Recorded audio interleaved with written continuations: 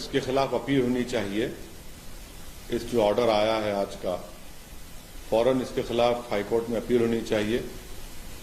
और दूसरी बात यह है कि सुप्रीम कोर्ट ने जो 20 मई 2022 को जो अपना ऑर्डर दिया था, अगर आप वो ऑर्डर पढ़ेंगे तो पॉइंट 2 सबसेक्शन 4 में सुप्रीम कोर्ट ने ये कहा था कि the interim order of the court dated 17 May 2022 shall continue to remain in operation pending the disposal of the application under order 11 rule under CPC. Thereafter, for a period of 8 weeks, so as to enable any party which is aggrieved by the order of district judge to pursue its rights and remedies in accordance with the law. तो जो interim order है वो आज के इस order के बाद भी सुप्रीम कोर्ट ने कहा shall continue to remain in operation pending disposal application. तो 8 हफ्ते का टाइम है, 8 हफ्ते का इसके ऊपर 8 वीक्स का सुप्रीम कोर्ट ने अपने ऑर्डर में कहा था कि 8 हफ्ते का टाइम है। तो 8 हफ्ते के अंदर सुप्रीम कोर्ट का उस पर है। और मैं उम्मीद करता हूं कि इंतजामिया कमेटी इस फैसले के खिलाफ वो अपील करेंगे हाई कोर्ट में। फ्रीज तो है और 7-11 ऑर्डर को उन्होंने आज एडिशनल डिस्ट्रिक्ट जज ने कहा है। मेरा मानना यह है कि ये जो आज ऑर्डर आया है इससे देश में अब बहुत सी चीजें शुरू हो जाएंगी। हर कोई जाकर ये कहेगा कि नहीं नहीं 15 अगस्त 1947 से पहले से हम यहां पर थे, तो फिर 1991 का जो places of religious worship act है वो तो उसका मकसद ही फेल हो जाता है। क्योंकि 91 का एक्ट इसलिए बनाया गया था ताकि इस तरह के कॉन्फ्लिक्ट जो है वो हमेशा के लिए खत्म हो जाए। मगर आज के ऑर्डर के बाद ऐसा लगता है कि फिर अब ये लिटिगेशन शुरू हो जाएगा इन तमाम इश्यूज के ऊपर और हम दोबारा 80 और 90 के दहे में वापस जा रहे हैं। फिर इससे अगर खुदा ना खास्ता अगर हम 80 और 90 के दहे में वापस चले जाएंगे तो ये हर जगह पर एक डिस्टेबलाइजिंग इफेक्ट पैदा हो जाएगा। तो ये हम तो उम्मीद कर रहे थे कि कोर्ट इस तरह के इश्यूज को, जैसे अंग्रेजी में कहते हैं कि they will nib it in its but, मगर अब लगता है कि इस तरह का लिटिगेशन अगर आगे बढ़ेगा तो फिर ये उसी रास्ते पर जा रहा है जो बाबरी मस्जिद का लीगल इशू गया था। अब आप बोलेंगे नहीं नहीं टाइटल नहीं है, वहां पर ऐसा करने की इजाजत दी जाए। अरे भाई तो फिर कैसा होगा ये? अच्छा, और आप इस बात को समझिए कि ये जो नरेंद्र मोदी भारत के प्रधानमंत्री ने जो बड़ी मंदिर का इनॉग्रेशन किया था ना अभी 1.5 साल पहले, क्या आप लोगों को मालूम है कि प्लॉट नंबर 93-94 एक्सचेंज किया गया मुसलमानों से? आप अयोध्या की बात कर रहे हैं? नहीं, इसकी बात कर रहा हूं मैं, इसी काशी की मंदिर की बात कर रहा हूं। प्लॉट नंबर 93-94 को मुसलमानों से एक्सचेंज किया गया। एक प्लॉट लेकर दूसरा घर दिया गया। तो जब एक्सचेंज होता है तो मालिक से होता है ना, मालिक से एक्सचेंज कर रहे और आप आज ही ऑर्डर आ रहा है। ये जो प्रधानमंत्री ने जो इनॉग्रेशन किया, जो पूरे उसको बताया कि मॉडर्नाइज किया गया, उसको तोड़ा गया, बनाया गया, एक्सचेंज हुआ है प्रॉपर्टी का। अब इसको क्या बोलेंगे? और उसके एक्सचेंज के रजिस्टर्ड डॉक्यूमेंट्स हैं, रजिस्टर्ड डॉक्यूमेंट्स हैं। आप बोल रहे हैं कि ये बात कैसी कहते हैं फिर आप? दूसरी बात यह है कि 1883-84 का खसरा है जिसमें लिखा गया प्लॉट नंबर 9130, ये प्लॉट नंबर 9130 है, उसमें उर्दू में लिखा है कि मकबूज अहले इस्लाम मस्जिद। तीसरी बात आप देख लीजिए कि ये जो है प्लॉट नंबर 9130 26 फरवरी 1942 को वक्फ का गजट इशू हुआ था। 1942 को 1942 26 फरवरी वक्फ गजट इशू हुआ था कि ये मस्जिद वक्फ है। दूसरा एक केस हुआ था 1936 का जिसका दीन मोहम्मद वर्सेस स्टेट, 1937 में जजमेंट आया। जजमेंट में कहा गया कि मस्जिद के नीचे की जमीन, घर, नॉर्थ और साउथ पे पूरा वक्फ है। अब इससे बड़ा आपको मैं 3-3 सबूतें दे रहा हूं। फिर ऊपर से 91 का एक्ट है। अगर कोई ये कहेगा कि भाई 15 अगस्त से पहले मेरा कब्जा था, तो फिर 91 का एक्ट के माने क्या है? आप तमाम जिम्मेदार हैं। माने जितने यहां पर जर्नलिस्ट बैठे हैं, जो जब बाबरी मस्जिद का जजमेंट आया था, उन आप तमाम आता कि देखिए ये जजमेंट जो बाबरी मस्जिद का आया है, अब और मुश्किलात पैदा हो जाएंगी, क्योंकि फेथ के ऊपर जजमेंट दिया गया था। अब 91 का एक्ट है और सुप्रीम कोर्ट ने बाबरी मस्जिद जजमेंट में कहा कि भाई जो माजी में जो कुछ भी हुआ उसको हम खोलेंगे नहीं। 15 अगस्त 1947 को जो था वही रहेगा। अब यहां पर ये कह रहे हैं कि नहीं 15 अगस्त से पहले हम है, तो फिर आप देखते जाएंगे कि एक के बाद एक अब केसेस पढ़ते जाएंगे। इसका असर क्या होगा देश में? फिर नहीं, इसका असर ये होगा कि डिस्टेबलाइजिंग इफेक्ट पैदा होगा। कुछ लोगों का कहना है कि बाद तक जो 91 का जो वर्षिप एक्ट है उसको इलेक्शन बाद तक पूजा होता रहा, उसमें आरती होती रही 1993 तक। नहीं, 91 का एक्ट क्या कह रहा है? अगर आप कोई ऐसा काम करेंगे जिससे nature of the religious place change हो जाता है, तो फिर 91 का एक्ट किस माने में रखता? बोलिए आप, क्या माने रखता? चाहे मस्जिद हो, चाहे मंदिर हो, गिरजाघर हो, कुछ हो, अगर कोई ऐसा काम होता है तो फिर वो उस प्लेस का नेचर ही चेंज हो जाएगा ना। ठीक है, अभी तो ये 7/11 का ऑर्डर आया है। सुप्रीम कोर्ट का जो 20 मई का ऑर्डर है, उन्होंने 8 हफ्ते का उसमें फ्रीज लगाया है। अपील होनी चाहिए, अपील जरूर होगी। और मगर ये इसके आप मैं तो एक लेमन की तरह समझने की कोशिश कर रहा हूं कि 1883 का खसरा रिकॉर्ड प्लॉट नंबर 9130 कहता है कि मकबूज अहले इस्लाम मस्जिद है।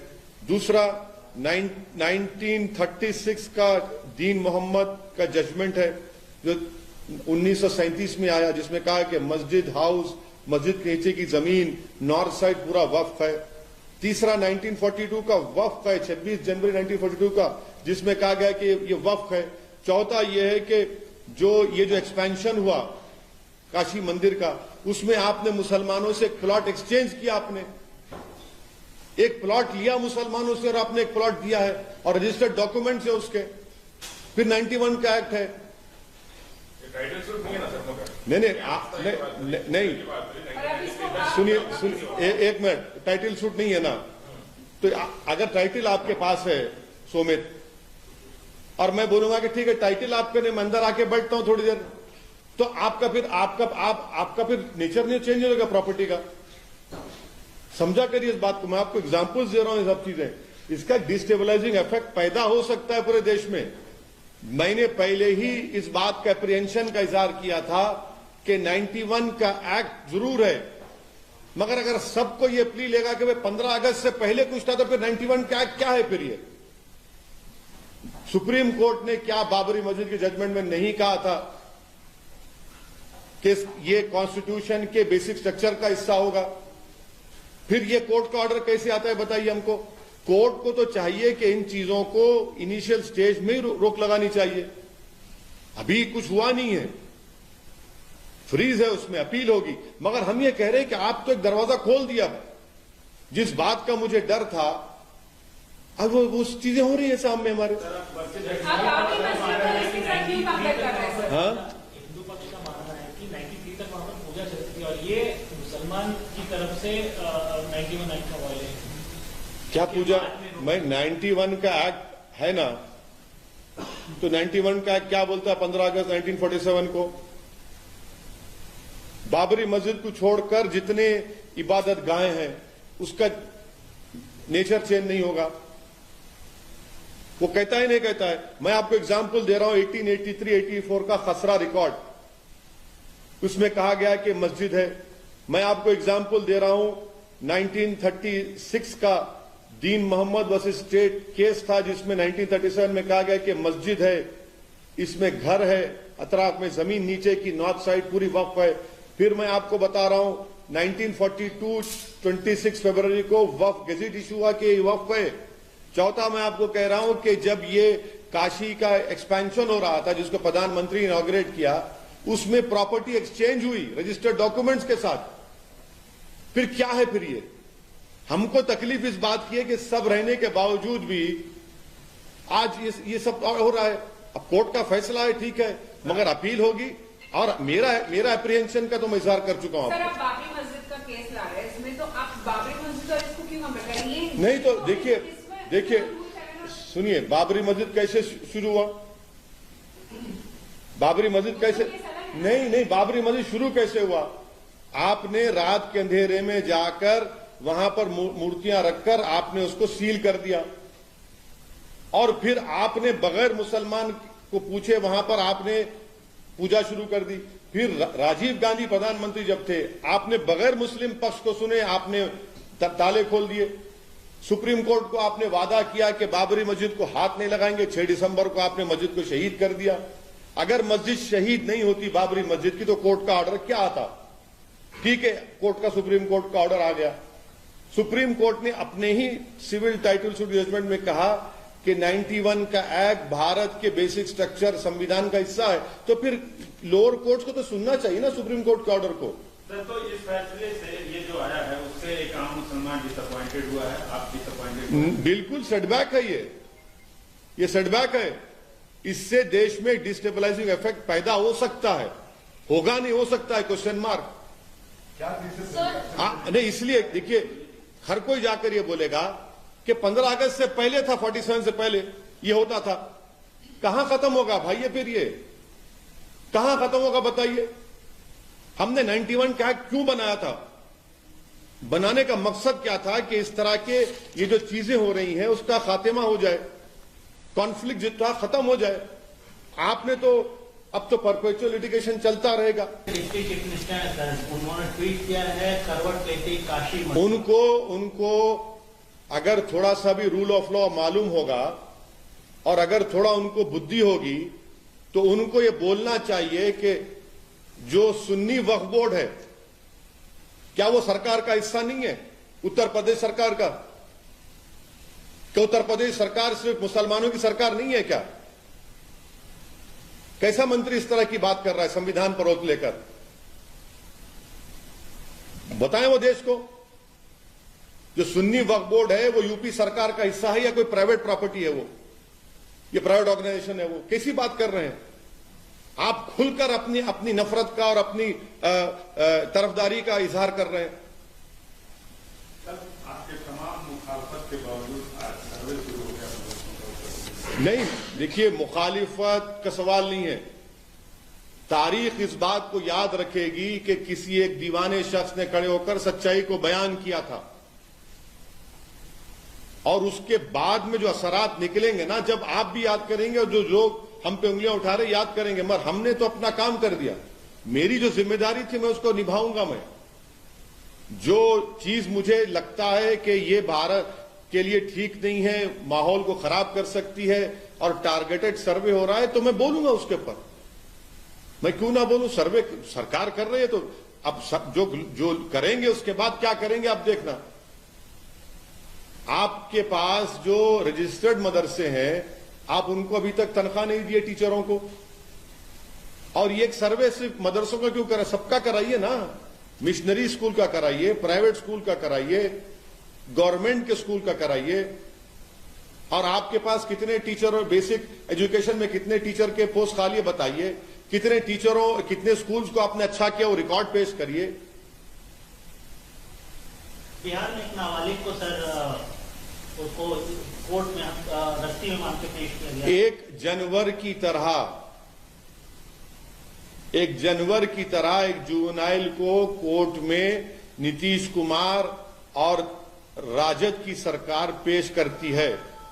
मैं चैलेंज कर रहा हूं, अगर वो बच्चा नीतीश कुमार की जात का होता या कास्ट का होता या उनके हेल्थ मिनिस्टर के कास्ट का होता तो क्या उसको 1 जनवरी की तरह कोर्ट में लाया जाता? क्योंकि वो जुवेनाइल मुसलमान है इसलिए उसको जनवरी की तरह उसके गले में रस्सी डालकर भेड़ बकरियों की तरह उसको कोर्ट में लाया गया। एक 70 साल के बूढ़े को आपने अरेस्ट कर लिया। ये इनकी सरकार के कारनामे हैं। करती सरकार उसमें, क्योंकि वो बच्चे का नाम मुसलमान है, जुवेनाइल है, तो आपने उसके गले में और उसके पेट में रस्सी बांधकर उसको जानवर की तरह कोर्ट में लाया आपने। किस तरह लाते हैं इसको? अगर उसका कास्ट कुछ और होता, उसका कास्ट नीतीश कुमार के कास्ट का होता, या उसकी कास्ट वहां के हेल्थ मिनिस्टर का या राजद के जो लीडरों का कास्ट होता, तो नहीं लाया जाता उसको। यही तो अब हम प्रॉब्लम है यहां पर। एनसीपी में सर बात चल रही है, शरद पवार प्रधानमंत्री पद के साथ के दावेदार होंगे नहीं होंगे? अरे भाई, प्रधानमंत्री कौन बनता बनो, मेरी मस्जिद मुझसे क्या कर रहे हैं? कब तक मस्जिदों के ऊपर पॉलिटिक्स होती रहेगी इस देश में? जब बाबरी मस्जिद का मसला शुरू हुआ, जीबी पंत थे मुख्यमंत्री, कांग्रेस के थे, क्या क्या कुछ नहीं किया। जब ताले खोले गए, राजीव गांधी प्रधानमंत्री, कांग्रेस का मुख्यमंत्री। बाबरी मस्जिद शहीद हुई, कौन था मुख्य प्रधानमंत्री? कांग्रेस के। ये कौन बनता है प्रधानमंत्री? प्रधानमंत्री नहीं, देश को किस रास्ते पर लेके जा रहे हैं उस पर तो बोलिए कुछ। आप लोग डरते हैं मुसलमानों के इश्यूज पर बोलने के लिए, मगर सब दावेदार हैं प्रधानमंत्री के। अरे भाई, देश जब आप चलाना चाहते हैं तो देश चलेगा इकबाल से, और इकबाल कैसा आएगा? रूल ऑफ लॉ से आएगा। हर कोई बस मैं प्रधानमंत्री, मैं पढ़ के लॉटरी उठ रही है क्या है? सर देखिए, चीफ मिनिस्टर के चंद्रशेखर राव खुद बोल रहे हैं कि नेशनल पार्टी लॉन्च करेंगे, तो क्या आप उनका साथ देंगे? आप उनसे जाके पूछिए कब लॉन्च कर रहे हैं, नहीं कर रहे हैं, मैं कैसा बोलूं? मैं क्या? आप उनका साथ देंगे? नहीं, के चंद्रशेखर राव लॉन्च करेंगे नहीं करेंगे उनसे पूछिए ना।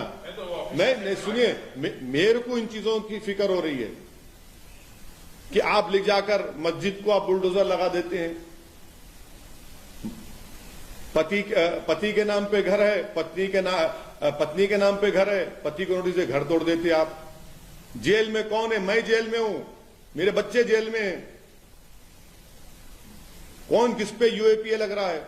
2-2 साल कौन जेल में रह रहा है? खाली एक रिपोर्टर है आपकी बरादरी का, वो मुसलमान रिपोर्टर था, 2 साल उसको जेल में रहना पड़ा, 700 दिन जेल में रहना पड़ा। सर, गुलाम नबी आजाद ने एक अपने इंटरव्यू में कहा है कि धारा 370 को नहीं बहाल किया जा सकता और ये उनके एजेंडे में नहीं है। किनके एजेंडे में नहीं है? गुलाम नबी आजाद। उनके एजेंडे में नहीं है, उनके एजेंडे में नहीं है। अच्छा, उनके एजेंडे में नहीं है तो वो बोलेंगे, वो जाएं वैली में लाल चौक में खड़े होकर बोल दे बात ये, वो जाकर लाल चौक में खड़े होकर बोल दे बात ये। कोर्ट, सुप्रीम कोर्ट में केस है अभी, वो क्या प्रीजज कर रहे हैं सुप्रीम कोर्ट के जजमेंट को? क्या वो भी कुछ राज मालूम है उनको? बता दें भाई, मसला सुप्रीम कोर्ट में अभी जेरे दौरान है, बोल रहे हैं तो मुझे ताज्जुब हो रहा है। और सर, ऐसी कौन सी मस्जिद है दुनिया में जिसके दीवारों पे स्वस्तिक का सिंबल रहते हैं, जिसके दीवारों पे मूर्तियां रहती है? ये मुसलमानों का जिम्मेदारी नहीं है कि ऐसे जो बड़े आस्था के जो टेम्पल्स हैं, ऐसे टेम्पल्स को पूजा तो करने देते वहां पे, जहाँ की 1993 तक पूजा होती आती थी। तो सर, पूजा आपको मैं भारत में मैं ऐसे कई इबादत गाहें दिखा दूंगा जहां पर बौद्ध और जैन मजहब की निशानियां हैं, मैं दिखा दूंगा आपको। क्या करेंगे आप? तारीख में जाएंगे? मेरे दोस्त, ये जो आज आप और हम इंडियन बने हुए ना, ये भारत 65,000 साल पहले ईरान से किसान आए थे, फिर सेंट्रल एशिया से, ईस्ट एशिया से लोग आए, उसके बाद आर्यन आए, ये सब बना। फिर ये आप चलिए, फिर हिस्ट्री में जाएंगे तो चलिए, जाएंगे बुद्धिज्म के पास, जब क्या हुआ था बोलेंगे, सब निकलना पड़ेगा ना, फिर रुकेगा क्या? फिर जब जैनिज्म था वहां क्या हुआ देख लेंगे, फिर रुकेगा कहां ये? जब हम मुल्क आजाद हुआ, हमने अपने आप को संविधान दिया और 91 का एक्ट पार्लियामेंट में पास हुआ, फिर सुप्रीम कोर्ट ने उसको कहा कि बेसिक स्ट्रक्चर का भी हिस्सा है। अब उसके बावजूद भी अगर आप जाना चाह रहे हैं तारीख में तो फिर ठीक है, फिर तो सब जाएंगे, सब जाना पड़ेगा।